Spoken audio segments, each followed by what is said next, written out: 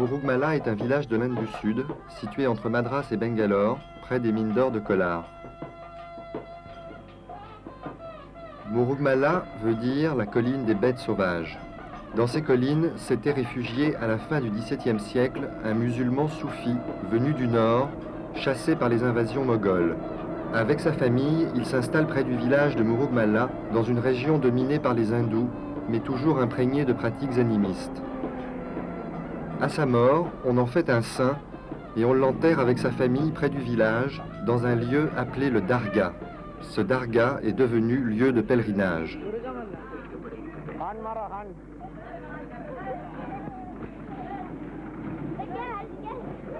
Dargah veut dire porte ouverte, et tout le monde y est bien accueilli, quelle que soit sa religion, que l'on vienne faire un vœu, se guérir ou tourner un film sur les médecines traditionnelles.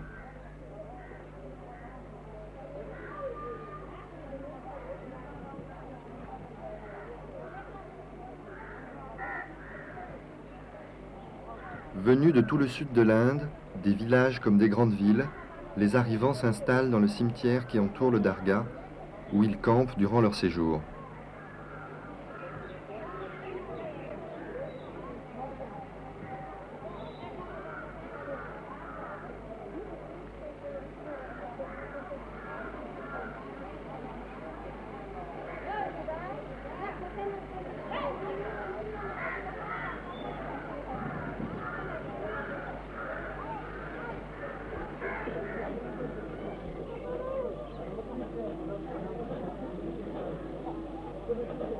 Passé la porte, nous pénétrons dans la cour du Dargah.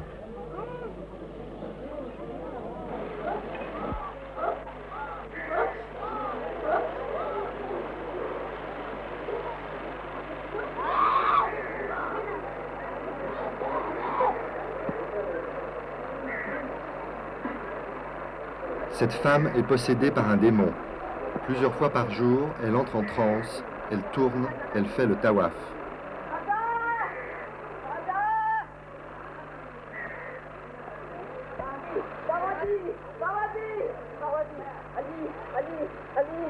Elle appelle les esprits du saint et de sa femme enterrés ensemble dans le sanctuaire. Amajan Babajan, maman, papa.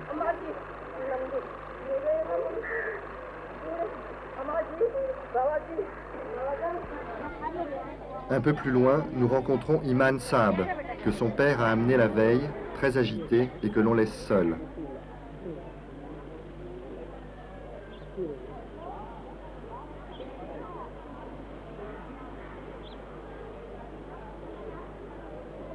Le Mullah, autorité religieuse et administrative du Dargah, nous accueille. Murugmala est le nom du village voisin. Ici, toutes les maladies incurables sont guéries. En fait, ça n'est pas principalement un Dargah, mais un très très grand hôpital, où les malades incurables guérissent. Et vous serez étonné d'apprendre que des opérations ont lieu, spirituellement.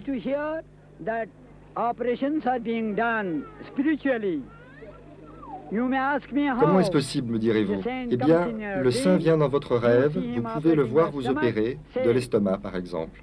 Cela se passe en rêve, ce n'est pas un fait réel. Mais en vous réveillant le matin, vous pouvez voir la cicatrice de l'opération.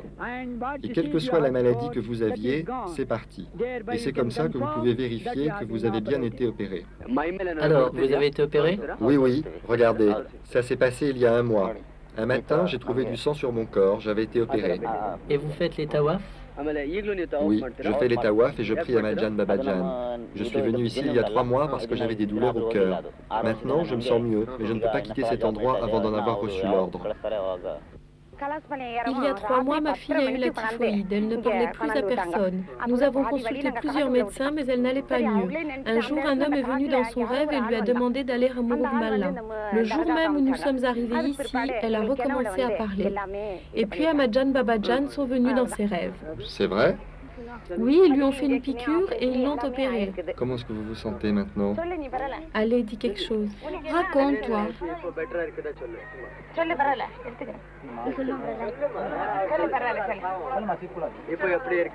C'est moyen, ça peut aller. Elle n'a plus aucun problème, elle est juste fatiguée. De quoi souffrez-vous? Depuis un mois, j'avais une diarrhée continuelle. Je ne pouvais plus manger, j'avais mal à l'estomac et je vomissais. J'étais très fatiguée, il n'y avait plus beaucoup de sang dans mon corps. Pendant environ un mois, j'ai pris des médicaments prescrits par un médecin, mais ça n'allait pas mieux. Chaque jour, nous consultions un médecin différent, mais les médicaments n'ont pas été efficaces sur moi. Alors on est venu ici. Vous êtes ici depuis longtemps? Ça fait bien un mois et 8-10 jours. Et est-ce que vous allez mieux maintenant? Oui, ça va mieux. Il y a 50% d'amélioration. Est-ce que vous faites le tawaf? Oui, 4 fois par jour. Quand pensez-vous rentrer chez vous maintenant que ça va mieux? Eh bien, je ne suis pas encore tout à fait bien. Le conflit à l'intérieur de mon corps n'est pas tout à fait réglé. Parfois, j'ai encore mal et j'ai toujours des tawafs. Je ne partirai pas avant d'avoir reçu des ordres de Ahmadjan Babajan. Je recevrai ces ordres dans mes rêves et ils me montreront aussi un bus pour partir. Alors, je pourrai rentrer à la maison et vivre une vie normale.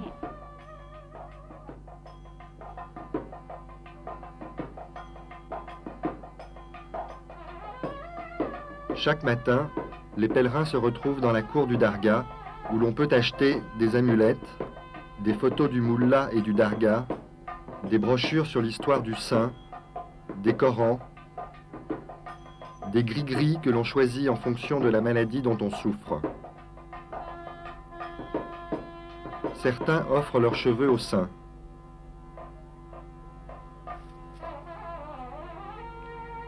Tous achètent des sucreries, du riz, de l'encens, des fleurs,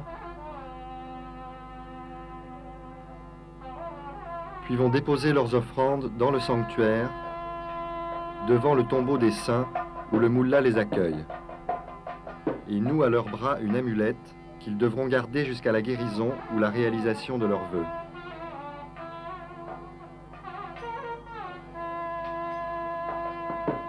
Un assistant donne la bénédiction.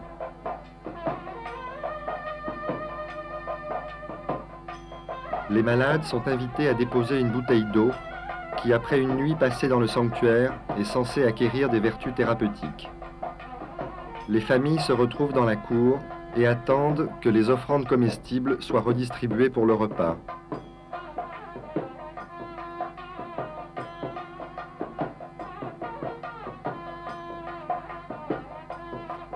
L'après-midi s'étire, on attend l'heure de la prière. Au coucher du soleil, les hommes prient dans la cour, puis à l'intérieur du sanctuaire.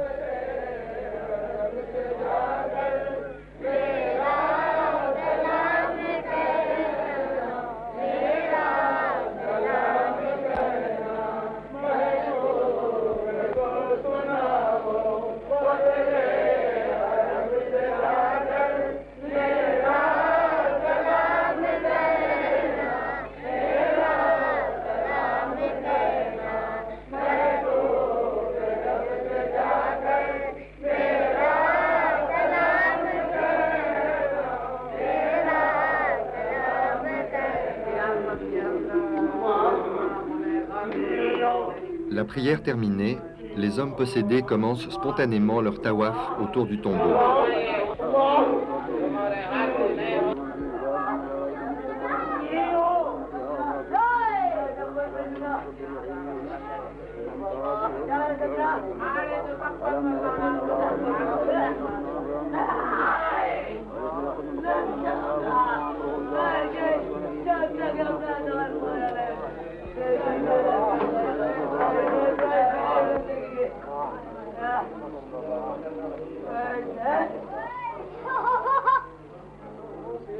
Par leur bouche s'exprime tour à tour le démon qui les possède et l'esprit du saint enterré. On apprend parfois le nom du démon. Il peut s'agir de l'esprit d'un ancêtre mort de mort violente, d'une âme errante ou d'une divinité au pouvoir redoutable comme le serpent.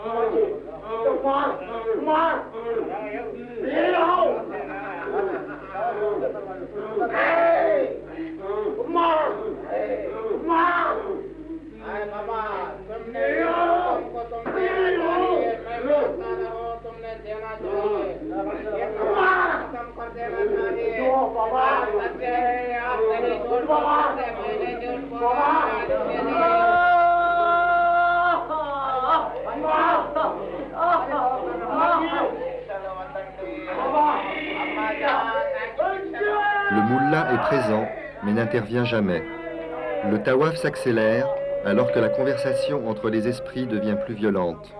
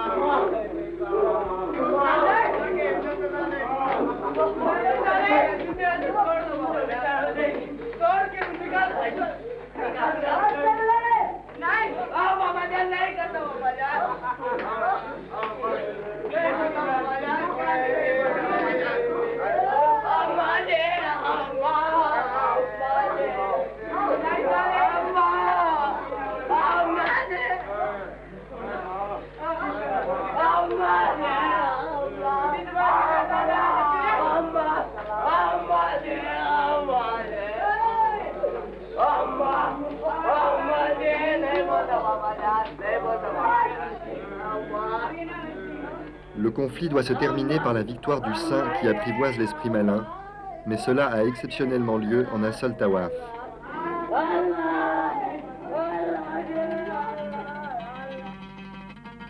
Pendant ce temps-là, les femmes tournent à l'extérieur.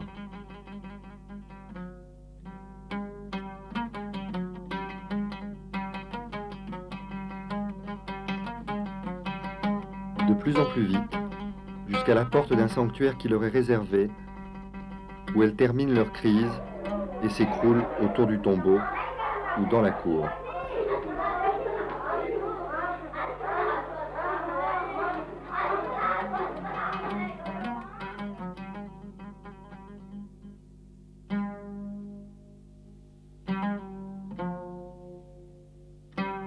Puis, tout le monde s'endort sur place.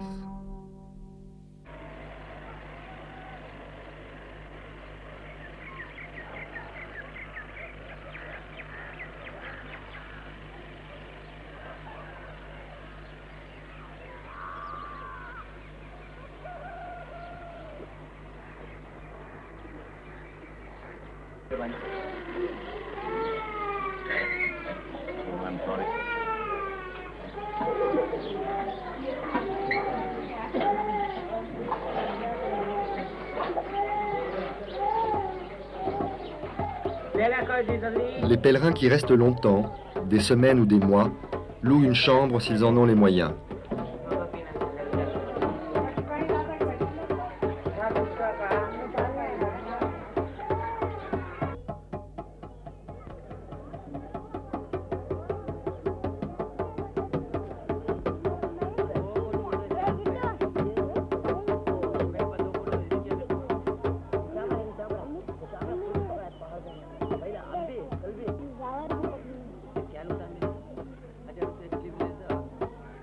Le village comporte tous les commerces, y compris un hôtel-restaurant dans lequel travaillent certains pèlerins.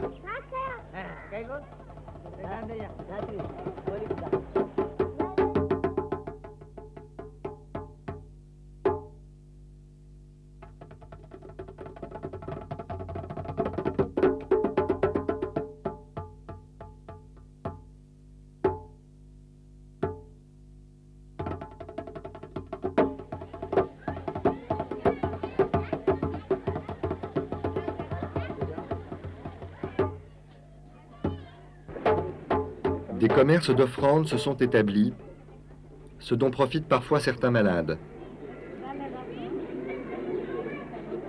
Ici, c'est moi qui ai le meilleur commerce. Ceux qui vendent des sucreries ou de l'encens gagnent moins d'argent que moi. Enfin, tout le monde gagne pas mal d'argent. 100 roupies, 500 roupies, parfois 1000 les jeudis et vendredis.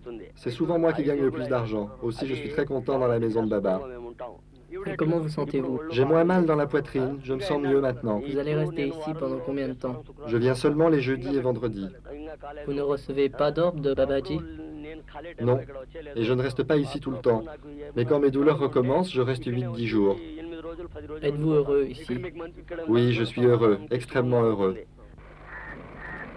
Mais rares sont ceux qui résolvent leurs conflits de cette façon. Les autres continuent à tourner en rond, jour après jour.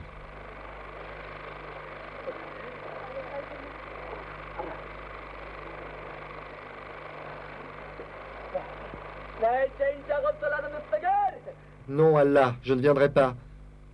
Non, je ne viendrai jamais. Je ne viendrai pas dans ton palais. Je viens, je tombe à tes pieds. Non, je ne viendrai jamais. Non, jamais. Je vais venir bientôt. Je vais venir mendier dans ton palais. Je vais venir bientôt, bientôt, bientôt. Non, jamais, jamais, jamais. ತಿಂಗಳಿಗೆ 3 ಸತಿ 7 ಸತಿ ಅಲ್ಲಿ ಮನೆಯಲ್ಲಿ ತವಾಫ್ ಬರ್ತದೆ ಬಾಬಾ ಕರೆದಿದ್ದಾರೆ ನೀನು ಬರಬೇಕು ಅಂತ ನಮಗೆ ಅಲ್ಲಿ Je viens à Mouroukbala 2 ou 3 fois par mois. Souvent, je fais le tawaf chez moi. Et parfois, pendant le tawaf, j'apprends qu'il faut que je vienne ici. Si je ne viens pas, je me sentirai encore plus mal. Parfois, je me sens devenir fou, ou j'ai envie de me tuer, ou de fuir. Les gens me regardent de haut, les voisins aussi, et ma position sociale va baisser. C'est pour ça que je viens. Qu'est-ce que vous dites pendant le tawaf? Il y a le saint, qui est Babajan. Le démon lui dit, « Ne me fais pas prisonnier. Je suis sur son corps depuis 18 ans. Comment pourrais-je partir? Je ne le dérange pas du tout. Pourquoi est-ce que tu veux me faire prisonnier ?» Baba répond, « Pas question que tu restes sur son corps. Viens chez moi que je fasse de toi mon esclave. » Le démon parle par sa bouche. « Hé Baba, je vais le quitter. Je me prosterne à tes pieds. Je resterai ici dans ton palais, Baba. C'est sûr, certain. Je ne reviendrai jamais. Non, Baba. Alors, Baba, je vais devenir prisonnier dans ton palais? Je serai ton serviteur, Baba. Non, je ne reviendrai pas sur son corps. Ça fait déjà 18 ans que j'y suis. C'est sûr, Baba. Absolument sûr, certain. Oh Dieu, ton palais est l'endroit suprême. Je m'excuse, je ne reviendrai jamais, ô Ahmadjan. Je vais partir, c'est sûr, ô Allah, ô Dieu, ô Dieu, ô Dieu, ô grand Dieu, ô Dieu. Non, pardon, non, non, non, Al-Zratali, non, non, non, jamais, non, jamais, jamais.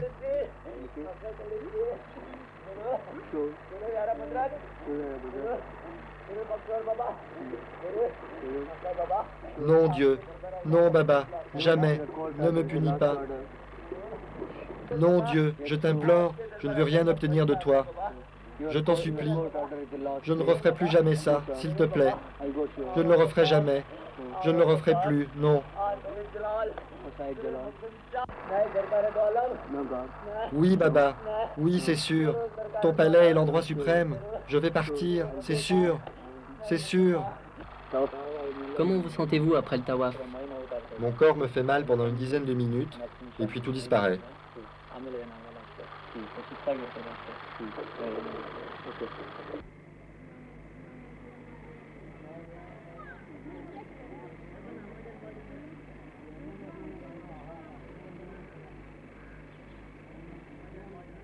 Mais tous les possédés ne tournent pas. ni cet adolescent qui est là depuis plusieurs mois, ni cette femme qui s'est installée dans le darga et s'est attribué le rôle de flic,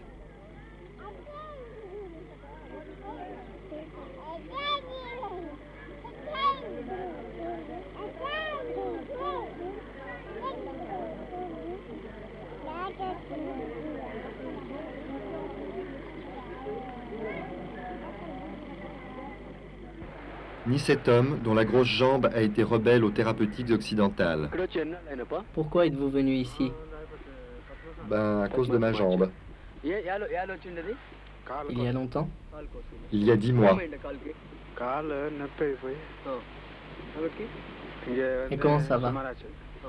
Ça va un peu mieux maintenant. Il ne reste pas grand-chose. Enfin...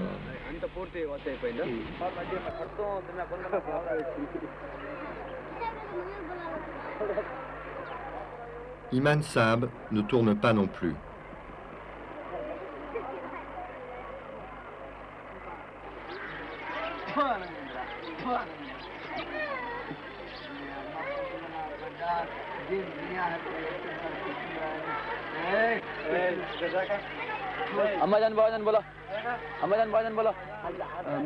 Comment vous appelez-vous?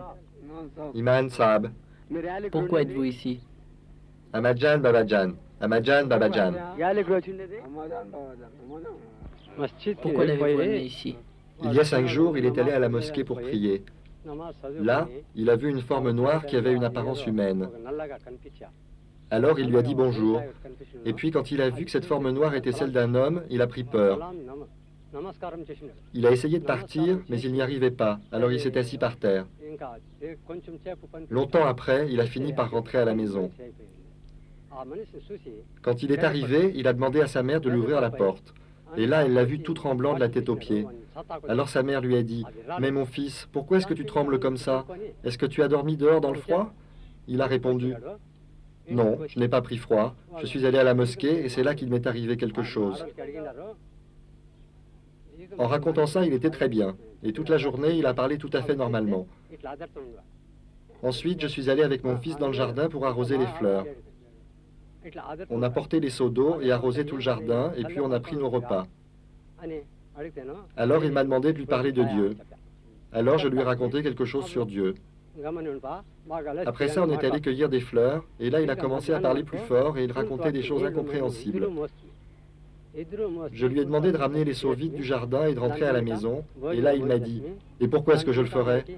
Je lui ai dit « Bon, d'accord, tu restes ici, moi je prends les seaux et je rentre à la maison. » Je me suis dit qu'il finirait bien par venir et je suis rentré à la maison.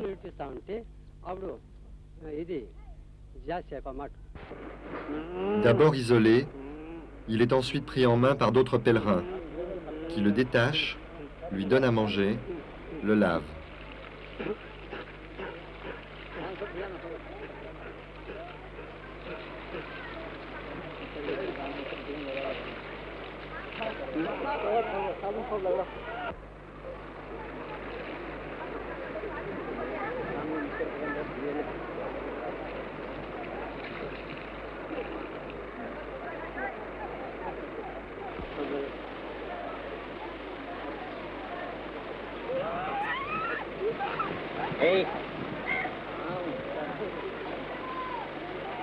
Puis, on le traîne à l'intérieur du darga pour qu'il y accomplisse les rituels.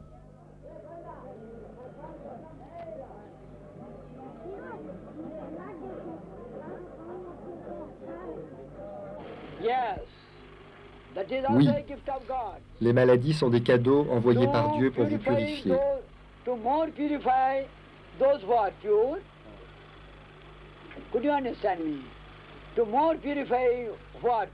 Pour que ceux qui sont purs le soient encore plus, et pour purifier ceux qui ne le sont pas.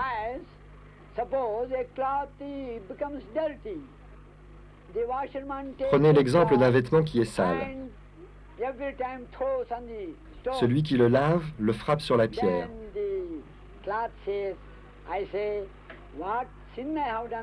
Et alors le vêtement dit, « Mais quel péché ai-je commis pour que tu me traites comme ça ?» Et le laveur lui répond, « Oh, toi, tu ne sais pas pourquoi je te frappe sur la pierre? Regarde toute cette crasse qui est en toi. Je vais te purifier, te rendre à nouveau portable.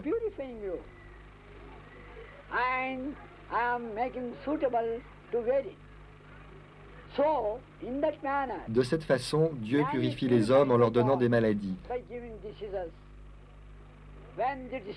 Et quand il est malade, l'homme dit « Allah, Allah, Dieu, Dieu ».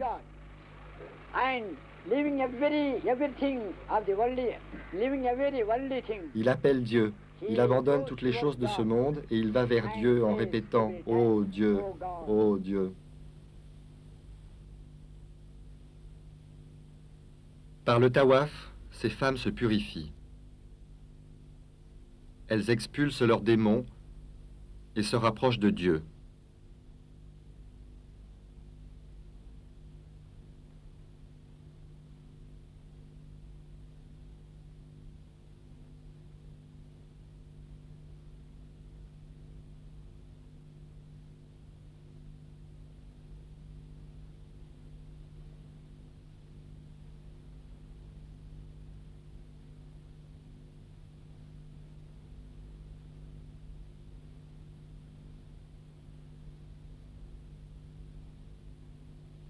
Certaines possédées rencontrent Dieu, comme cette femme filmée dans un temple hindou de la région, qui est possédée par la déesse et adorée comme sa présence vivante.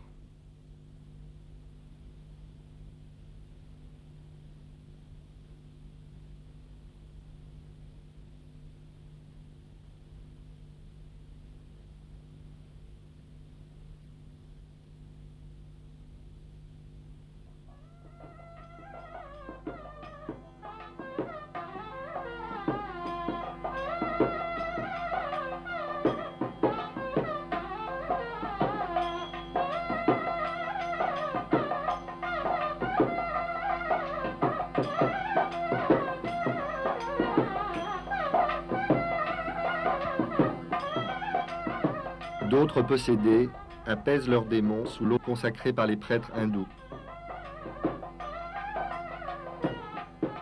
Et dans l'eau de la rivière sacrée retrouvent leur équilibre.